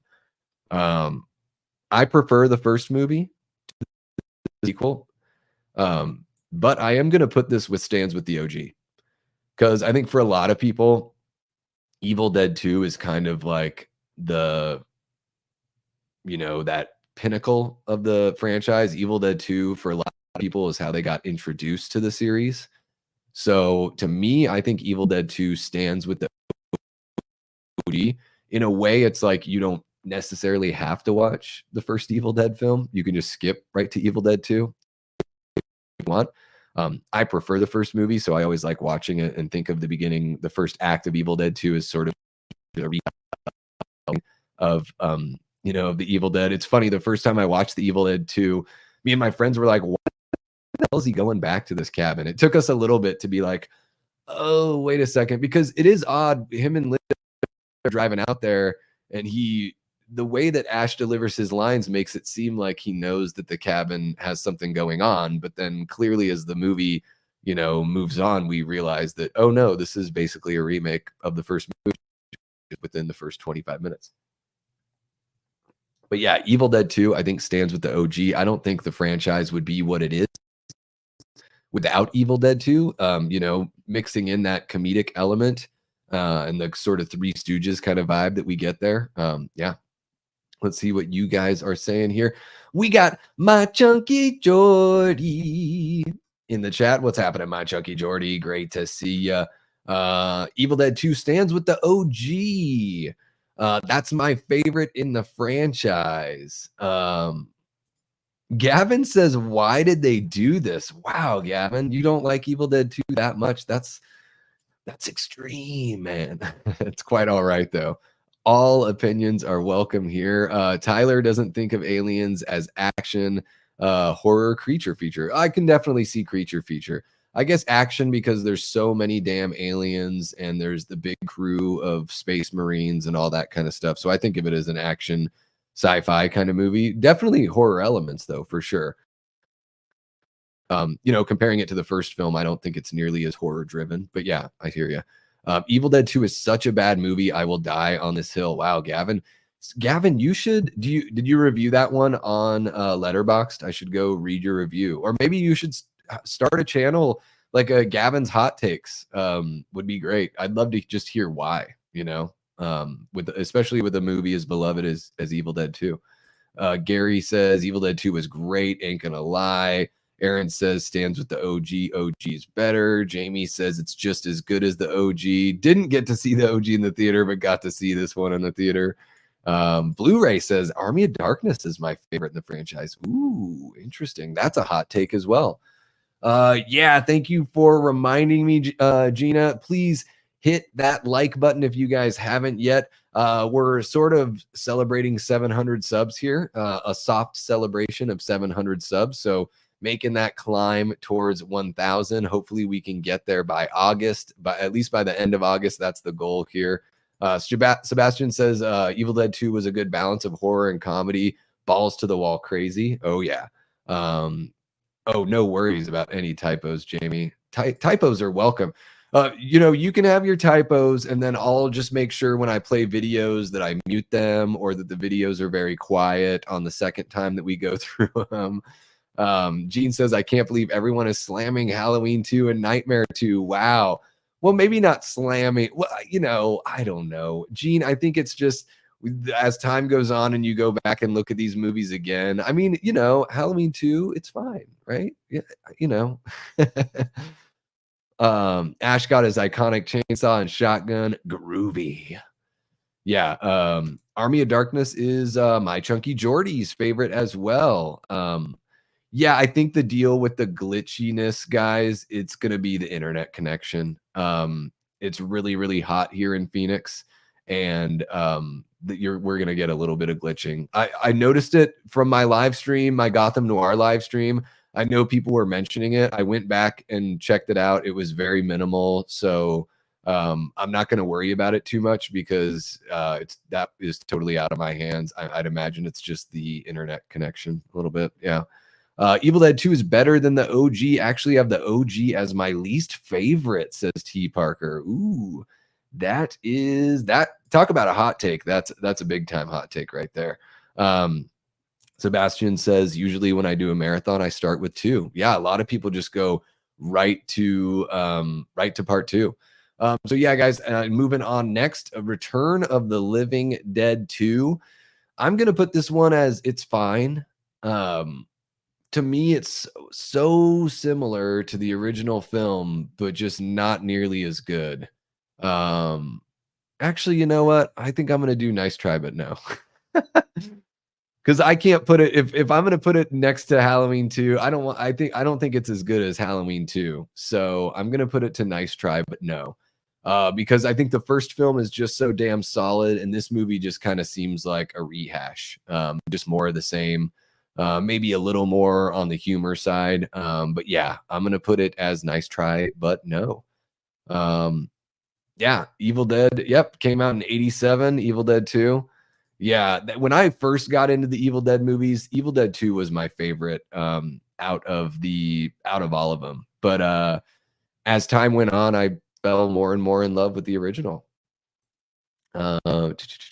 SPM2 is also why. What's SPM2? Oh, Slumber Party Massacre. Yeah, we'll get to that. I have to sit this one out. I've never seen Return 2 or any of the Return sequels. I think I've only seen Return of the Living Dead 2 once. And I didn't retain much of it. It didn't stand out to me. Slumber Party Massacre 2. Yeah, for me, this is a why did they do that? Honestly, the only reason why they call this Slumber Party Massacre 2 is because the killer has a drill. So there's a driller killer, but he's a dream demon driller killer with a guitar drill. So it's like this rock star Freddy Krueger. To me, this almost seems like a parody, this film, and it's just really bizarre to me. Slumber Party Massacre 2 did not keep my attention. I really enjoy the original for what it is. It's a tongue-in-cheek slasher for sure, but it still hits all the slasher elements, all the tropes that I really enjoy. But Slumber Party Massacre 2 just doesn't really do it for me. Destiny's jumping in. I love Slumber Party Massacre 2. I mean, I think it's like a fun enough time, but also it's just sort of like, did it really have to be called Slumber Party Massacre 2? Fatchy says Slumber Party Massacre 2 is ass, just saying. And Destiny, I know you've got a whole bunch of love for the OG. I feel like this movie's so far removed from that OG that they should have just named it its own thing. It's got some memorable moments for sure. And part of me can't really tell, is this movie just like taking the piss? Is that what this movie's doing? Because it sort of feels like that's what this movie's doing. OMG, I didn't see Slumber Party Massacre 2 in the theater. Yeah, it's I remember watching this as a teenager, not long after watching the original, and thinking to myself, wow, this was barely connected to the OG, but the OG is so much damn fun. What's happening, Saturn Video? Welcome to the chat. We are doing a direct sequel horror tier ranking here on the live stream. Never saw a second one, just the first. You guys are chatting so quick. Aaron says maybe it should have been called This Axe Slays. Destiny says similar to Prom Night, original is straightforward and part 2 is paranormal and wild. Yeah, part 2 is definitely like a Nightmare on Elm Street kind of film here. Take care, Gavin. Have a great rest of your day, man. I'm guessing you have to go over to work or something like that. Hope you have a great rest of your weekend, and we'll see you next time around. So yeah, guys, moving over from Slumber Party Massacre 2, which I put as why did they do this? Hellbound, Hellraiser 2. Man, this one is such a beloved sequel. I'm one of those guys where I'm like just ride or die with the original. I love the tone of the original, and it has that Edgar Allan Poe kind of feel in the OG. So I am going to put Hellraiser, Hellbound 2. I'm going to put it as a solid follow-up. I don't think it stands with the OG. It gets a little more like dreamy, a little more trippy, and I applaud them for expanding the lore and taking some chances there. But for me, it didn't keep my interest the way that the original did. So I'm not going to put it as with OG just quite. But I do think it's a very solid follow-up. I had a really fun time with this movie. I like that there's, the creatures that they put in there, like the hellish maze that's in this film is really fun. Pinhead definitely takes over a little bit more as being like a slasher icon, whereas in the first film, yeah, they put Pinhead on cover art and everything of the first film, but mostly as far as villains go, it's pretty much an ensemble. And you can, make an argument that, Frank is the real villain of the first film. So, yeah, I think Hellbound Hellraiser 2 is a solid follow up. Let's see what you guys are saying. Blu-ray says, nice try, but no. Ooh, yeah. Jamie says she thinks it's better than the OG. Bold. I know I do know it has a lot of love. I don't know if I've heard that before. Hellbound is keeps and bounds better than the original. Oh yeah. See, I don't think so, but I'm trying to see. I guess I could see it as far as like the first movie is such a small story, small scale. Hellbound definitely opens up the scale and expands on that. Taste wise, I think I just like the Edgar Allan Poe style of of the original movie, that story that the original movie has. Um, the way they expand the lore here um didn't make me think it was better than the original, but yeah, very solid sequel, I think. Aaron Click says Hellbound is solid, dreamy and trippy is just my bag. Nice. Yeah, there are, yeah, iconic villain. Yeah, for sure. I think that they definitely up the ante here in Hellbound. But I do still prefer that original. I don't think this one quite stands up there. But maybe I'll have to do a Hellraiser franchise ranking and give them all a rewatch here. How about Predator 2? Moving over to Predator 2, guys. Um, I think this one for me is it's fine.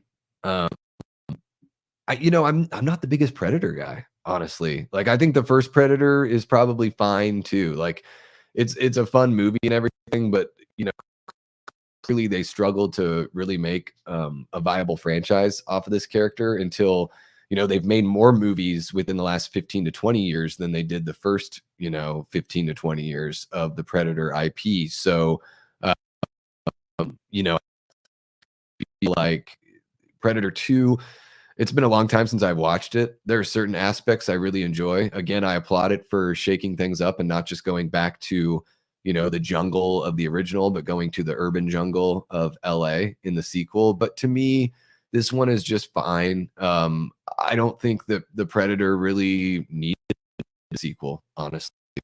But we got one. So what do you guys think? Let me know what you think in the chat of Predator 2. We've got Blu-ray says Predator 2 is fine. Tyler says it's dear to me. All right, where would you rank it? Fine, says Jamie. Saturn Video says really stupid, but I love it. Tyler says it's not great, but I love it. Busey, yeah, you've got Gary Busey there. All right, so I'm not getting any pushback on putting Predator 2 as fine. Moving on to Child's Play 2, for me, this stands with the OG. I know a lot of people like this one better than the OG. I don't know if I'm quite there, guys. But I do like the tone here. Really love the intro, like scraping off the, all the soot and all the burnt plastic, the shell of the original, good guy doll. Great opening. You know, a really solid sequel, bringing back Alex Vincent. I think he performs better in this one.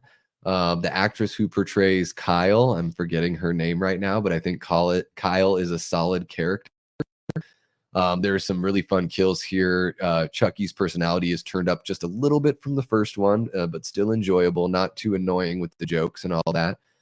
And man, the epic fight scene at the end that, in the toy factory, that epic scene is just, one of the best, I think, in horror sequeldom as far as, trying to outdo what you did in the first movie. I think the first one still is, smidge better. Just think about Child's Play 2. Looks like Blu-ray's got to be heading out here. Let's see here. Oh, Blue Wolf. Oh, Gary's heading out. Oh yeah, there he is. Sorry. Have a good one, Gary. Hope you have a great rest of your weekend, man. Take care.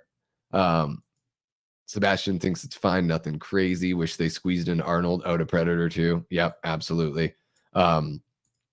T. Parker says Child's Play 2 stands with the OG. Stands with the OG, says Blu-ray Addict. Absolutely. Child's Play 2 is one of my favorite horror movies. Sometimes I think it is better than the original, says Saturn Video. I think that argument can definitely be made. Jamie says, nice try, but no. Ooh, Jamie.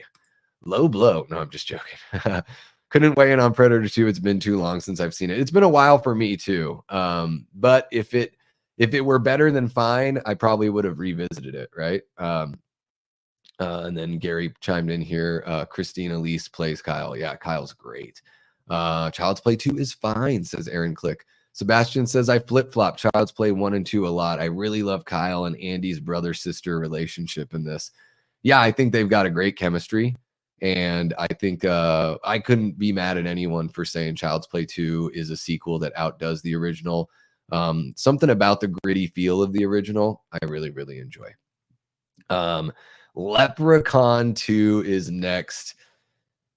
Oh, I'm going to do nice. I'm not going to do. No, I'm going to put this in. Why did they do this? I like Leprechaun 3 way more than I like Leprechaun 2. Leprechaun 2 was painful for me. I'll probably never watch it again. I rewatched the first film in the franchise was the only one I had seen before this year.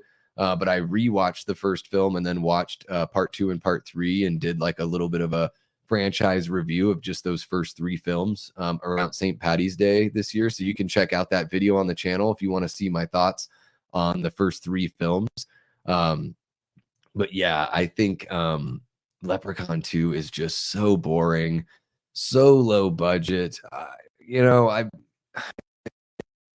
it felt like they didn't really have much meat on the bone here, but they wanted to make a movie. So they just made a movie.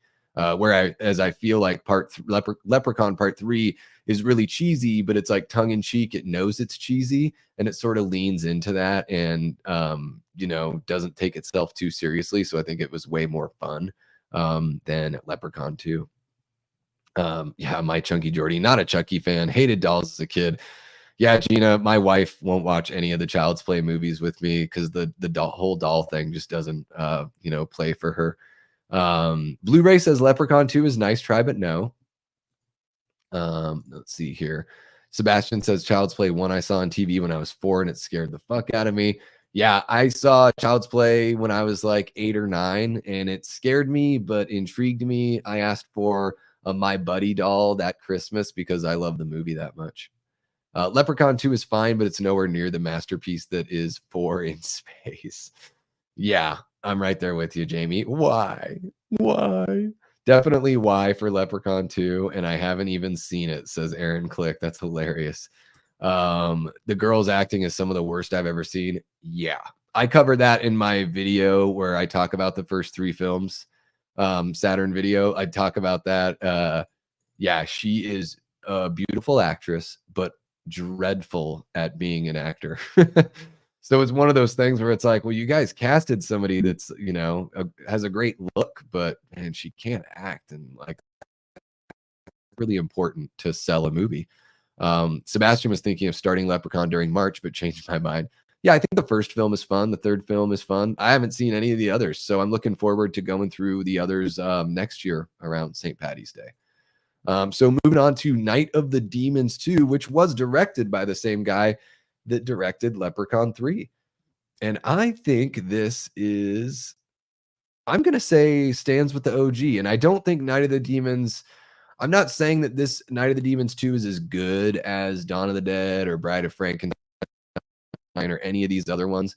But when you compare it to the first Night of the Demons, which is like kind of an Evil Dead knockoff, let's be honest. I think Night of the Demons, the original, doesn't achieve anything doesn't reach great heights at all. So I think comparing those 2 movies, I think Night of the Demons 2 stands with the OG. It's, to me, it's a little bit more fun. I know it doesn't have Linnea Quigley in it, but I really like the sense of humor that the director from I'm forgetting his name right now. Same guy that did Leprechaun 3 directed this film, like I had just said, and really, really fun here. The tongue-in-cheek aspect, the kind of meta approach a little bit. There's a really cool what is it? A really cool montage scene where the nun is like getting ready to fight the demons, and she opens up a drawer in her dresser and it has all of these yardsticks because she's always walking around with a yardstick so she can smack people. Like almost like you know, somebody would carry a gun with them wherever they go in an open carry state. Like she always has the yard with her. I thought that was pretty funny.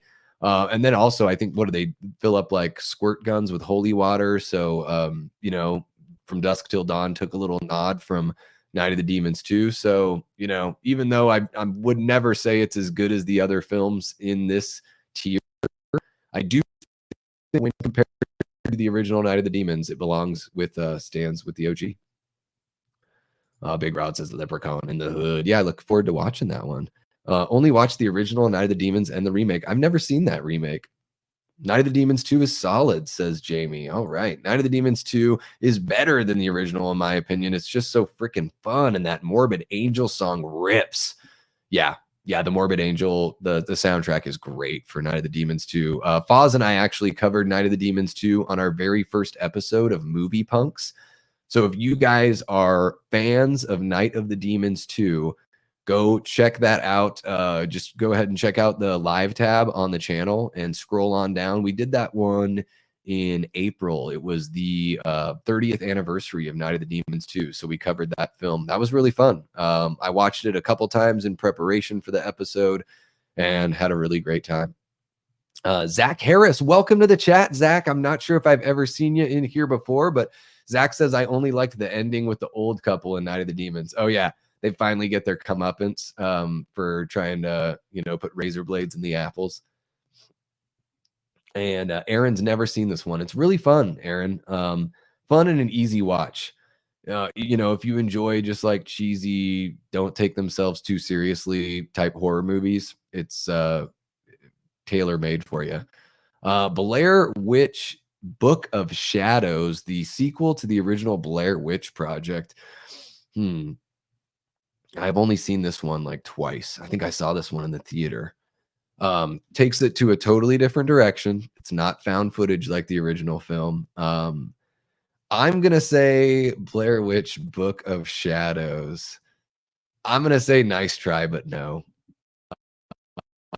I think following up the Blair Witch Project with like standard narrative kind of movie that tries to do, there was like this whole thing in the 90s where, you know, there would be this twist at the end where you figured out that a character, you know, was like basically sleepwalking through the story, or, you know, the way that this film kind of works, spoiler alert, is there's a whole bunch of murders that go down. Our main character thinks that it's the Blair Witch that's been doing it, but then when they look back on all of like the footage and all of the evidence, it shows that it was actually the main character that was doing it and not, you know, an entity, which is one that's kind of like the twist of the movie. I just thought this movie was kind of, you know, unnecessary to try to follow up the, you know, the success of the original was something a little more standard. Today, nowadays, if they made that movie, it probably would have been like an anthology instead of, you know, calling it. Oh, Jamie says she loves it better than the OG. All right. Book of Shadows is fine, says Blu-ray Addict. Saturn says, I like Book of Shadows a lot, but I can see why people hate it. It's just too different. Aaron says it's fine. Okay, how about I'll nudge it up to it's fine. You guys have been you guys have me convinced that it's fine. Maybe I need to go back and rewatch it. I do really like the lead actor that's in it. Struggling to forget or to remember his name, but he was in Burn Notice. Jeffrey something, I want to say. I thought he was you know, relatively solid here. Jamie says, blasphemy. Blair Witch 2 is much more fun and creative. Hidden words throughout the movie. I love the ending. Well, maybe I just need to rewatch it again, Jamie. So I'll put it here as it's fine. it has been a while since I've seen it. I think I saw it. I did see it in the theater, and then I saw it, shortly thereafter when it came out on probably, VHS.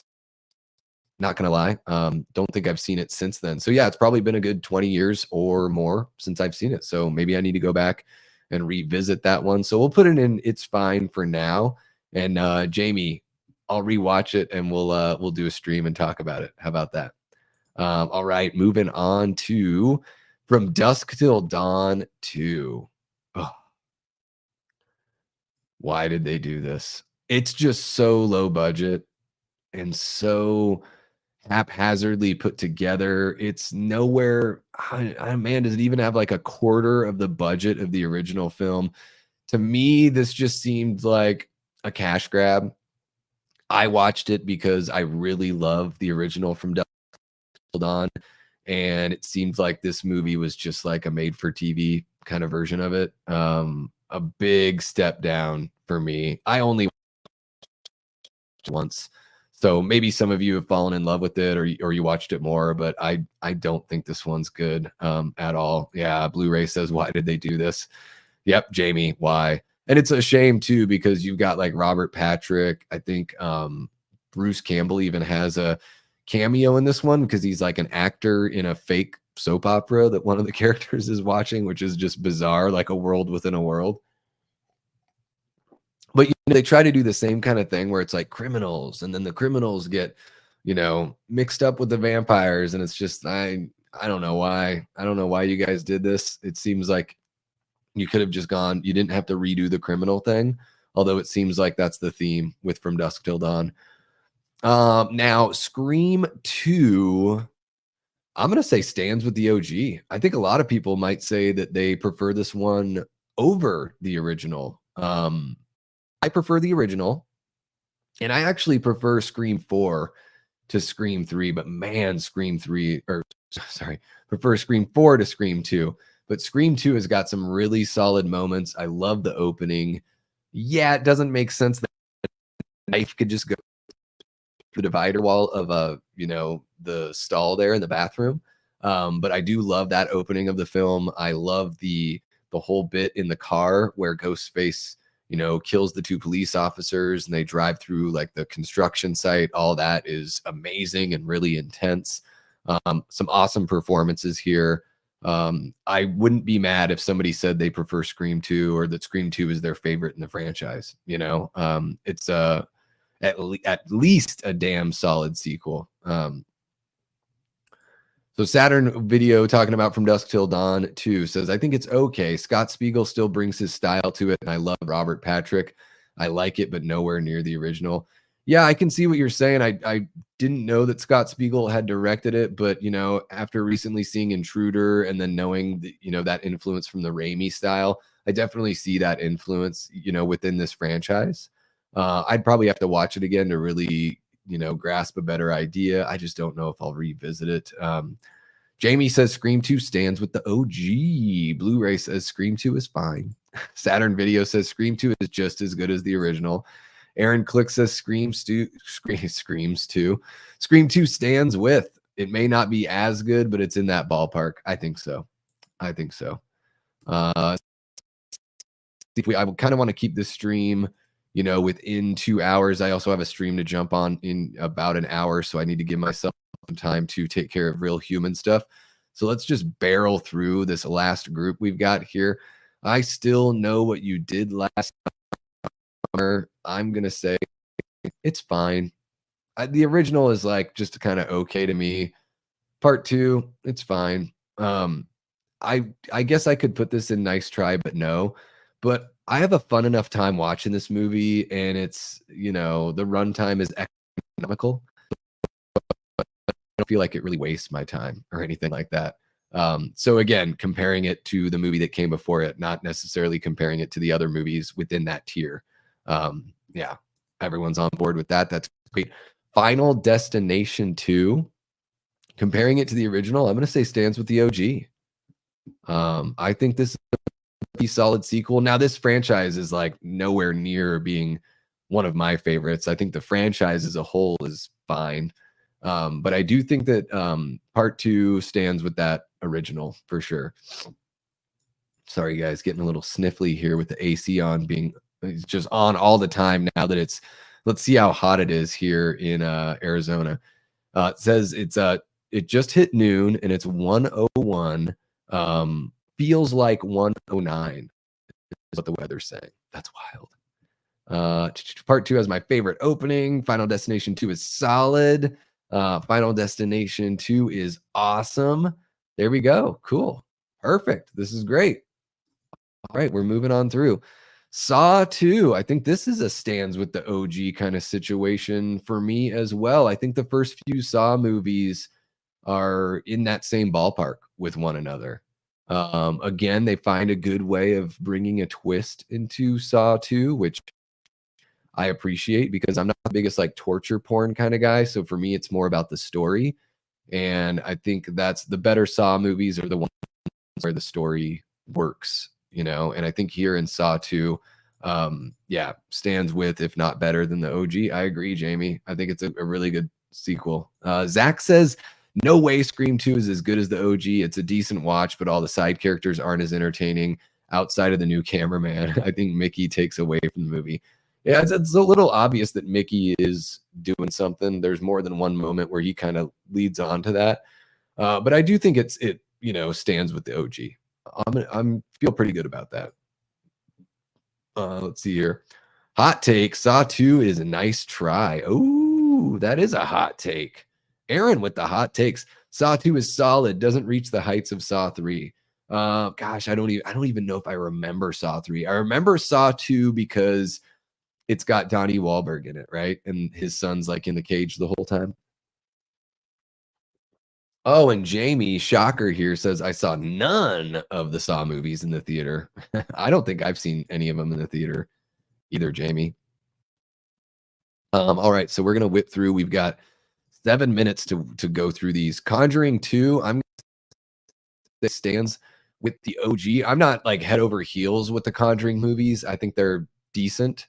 I think these possession movies are all kind of the same, right? I mean, they're all kind of the same. Nothing against the Conjuring universe. I think they're solid films and everything like that. I would just rather watch like The Exorcist or watch like a haunted house movie like The Changeling or something like that. Now, on the flip side of that, similar, you know, let's see here. You know, I'd say Conjuring 2 stands with the OG just because, again, we're comparing it to the original. So I don't think Conjuring 2 is great by any means, but I think it's, you know, right there with the OG. They're both like, I would say, B- kind of movies for me. Insidious Part 2 or Chapter 2, I'm gonna put stands with the OG as well. I think the first 2 Insidious movies are really fun. I like those better because it's more of like that haunted poltergeist kind of feel, rather than, I know in a way there's like kind of a possession thing going on, but I think the way that these movies are, the narrative they use is more like poltergeist, more like a haunting kind of thing, and less like a traditional possession movie, which the Conjuring movies remind me of more. But Insidious 2, I think, is right up there with the original. I think it's a great follow-up. Now, Rob Zombie's Halloween 2.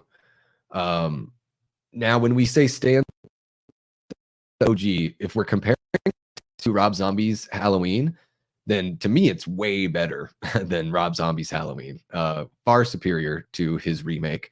If we're comparing the original, which in a way you could watch the original Halloween and then follow it up with Rob Zombie's Halloween 2, and they just sort of rewrite the end of the original, right, to kind of get you caught up. So if we're gonna compare it to the original one, I would say it's fine. I really like this movie, but I think if you tried to follow up the original Halloween with this one, it does take some much bigger chances, whereas I think stands with the remake, as it were. So let's call it this. Let's meet in the middle. Let's say solid follow-up, because stands with the OG. I don't want people to think I'm saying that it stands in the same company as John Carpenter's original. But we are getting some stands. Yeah, Blu-ray Insidious 2 stands with the OG. Rob Zombie Halloween 2 stands with the OG. Stands with the OG. All right. Yeah. It's incredible. One of the best movies in the franchise. Yeah, I think it is one of the better movies in the franchise as well. Okay, we'll put it Stands with the OG. You guys convinced me. All right, let's see if we can wrap this one up within the next few minutes here. Halloween 2018 for me stands with the OG. That's a no-brainer. It's one of my favorite sequels in the franchise. I think it's probably my second favorite in the franchise. Texas Chainsaw from 2022. I'm gonna put night. I think I'm gonna put it's fine because at least they fit the tone of the original a little bit. Yeah, you know what? Nice try, but no. This movie it just tries to kind of copy Halloween 2018 a little bit, trying to cash in on that. It's really short. It's not very memorable. Comes off like a made-for-TV movie. Yeah, I think the Texas Chainsaw 2022 was like had some okay moments. But for me, just yeah, nice try, but no. Why did they do this as Blu-ray? Saturn Video says 2018 Halloween is fine, just okay, honestly. Yeah, I mean, I disagree there, but I you know I get it. If that DGG trilogy isn't really your flavor, then I totally understand. But I think that it's the most interesting I've ever seen Michael outside of the original. So I love that 2018 film.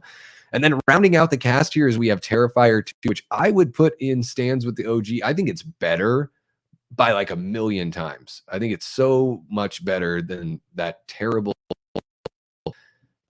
first Terrifier movie, which was just hardly a movie at all. Terrifier 2 just kind of blows it out of the water. And yeah, what's happening, Eli? Great to see you here, man. Welcome to the chat. We are just finishing things up. I'm actually got to wrap up very, very soon here in just over 2 minutes. So yeah, guys, in stands with the OG, we've got Bride of Frankenstein, Dawn of the Dead, Friday the 13th Part 2, Aliens, Evil Dead 2, Child's Play 2, Night of the Demons 2, Scream 2, Final Destination 2, Saw 2, Conjuring 2, Insidious Chapter 2, Rob Zombie's Halloween 2. We have David Gordon Green's Halloween from 2018 and Terrifier 2. In solid follow-up, we have Jaws 2, Poltergeist 2, Nightmare on Elm Street 2, Freddy's Revenge, Hellbound, Hellraiser 2, rounding out that one. In It's Fine, we have Halloween 2 from 1981, Predator 2, Blair Witch Book of Shadows, and I Still Know What You Did Last Summer. In Nice Try But No, we have Texas Chainsaw Massacre 2, The Return of the Living Dead 2, Part 2, and Texas Chainsaw Massacre from 2022.